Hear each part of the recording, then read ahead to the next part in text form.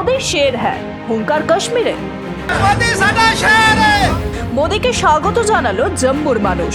জাতি ধর্ম বর্ণ নির্বিশেষে প্রধানমন্ত্রীকে স্বাগত জানালো পাহাড় ও উপত্যকার মানুষ।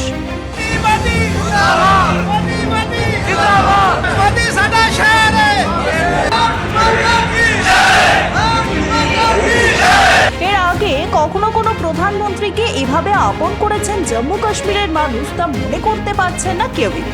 দেশের বহু প্রধানমন্ত্রীর পা পড়েনি কাশ্মীরে, মোদির পদধূলি পড়েছে বহুবার। কাশ্মীর আগেও ভারতের অংশ ছিল, কিন্তু ৩৭০ ধারা তুলে দেশের এই অংশকে বাস্তবেই যেন দেশের অবিচ্ছেদ্য অংশ করে তুলেছেন নরেন্দ্র দামোদর দাস মোদী। লোকসভা ভোটের আগে মঙ্গলবার সবার নজর ছিল জম্মু কাশ্মীরে।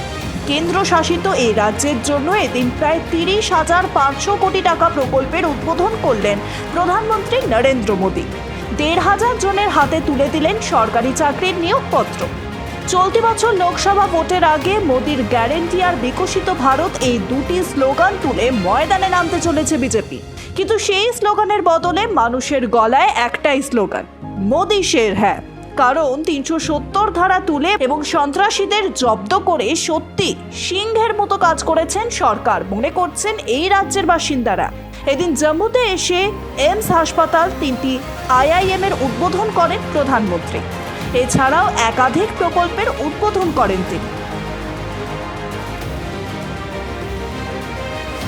Bureau report, West Bengal live.